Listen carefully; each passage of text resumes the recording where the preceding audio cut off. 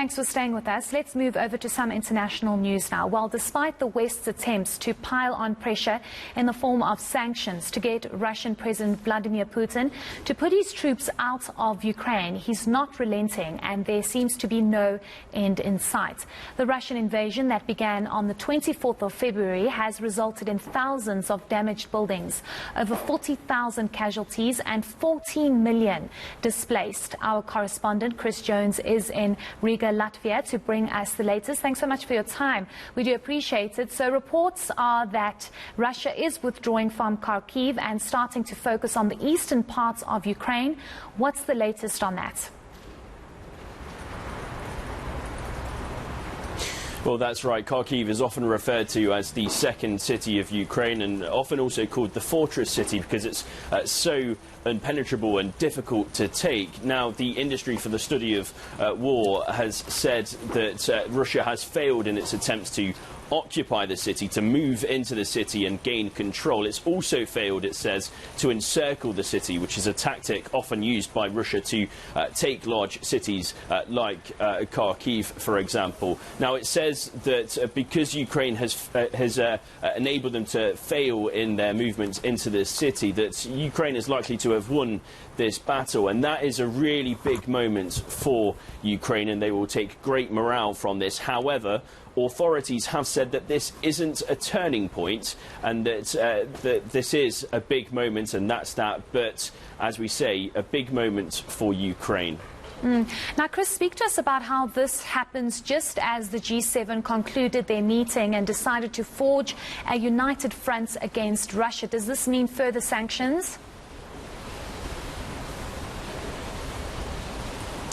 Well, that's right. A united front is what the G7 have come out and said, that they want to show solidarity against Russia. And this could, you're right, come in the form of further sanctions. Remember, the sanctions, multiple sanctions have been placed on Russia already from countries all over the world. Multiple businesses, entities and oligarchs have had their movements restricted and also their assets seized. So this is a really strong move from the G7 and says that it wants to put more pressure on Russia in form of sanctions. And to add to that, the EU is also looking at imposing more sanctions, but it's also come forward with a new package of funds. It says that 500 million euros will be put forward to Ukraine to help them procure more lethal weapons in its fight against Ukraine. So the West is really showing quite a unified show against Russia right now.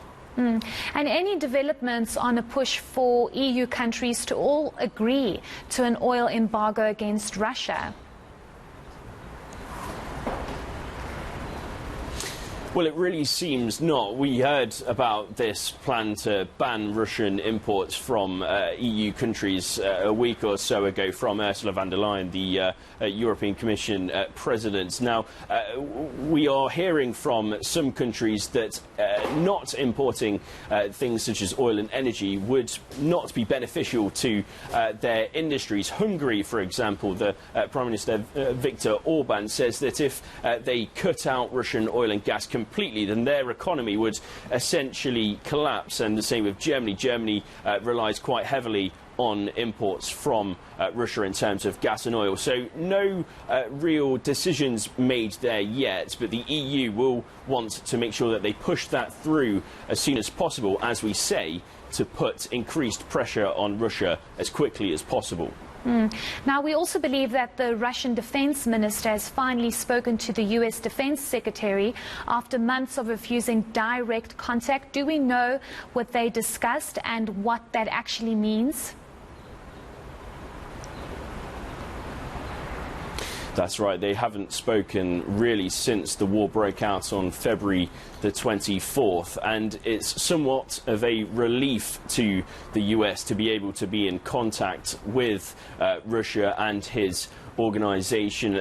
Austin called for an immediate ceasefire, essentially, in this meeting that was likely dismissed. He also discussed security concerns. You know, we're looking at Finland and Sweden putting in applications to join the NATO alliance. Now, the US wants to make sure that Russia doesn't do anything too hasty and cause a war on another front. Now, Russia very much says that if Finland was to join NATO, that would increase the border that it has with NATO, and has concerns about that. So this was really what the meeting was about. It was about both sides putting across their concerns, and both US in particular will be happy that communications have now resumed with Russia, and they'll want to make sure that they use that to stop Russia from continuing any further. Certainly, I think it's definitely developments that we need to focus on and make sure that we watch all those developments. Thank you so much for that very important update. That's our correspondent Chris Jones coming to us out of Latvia. Now, moving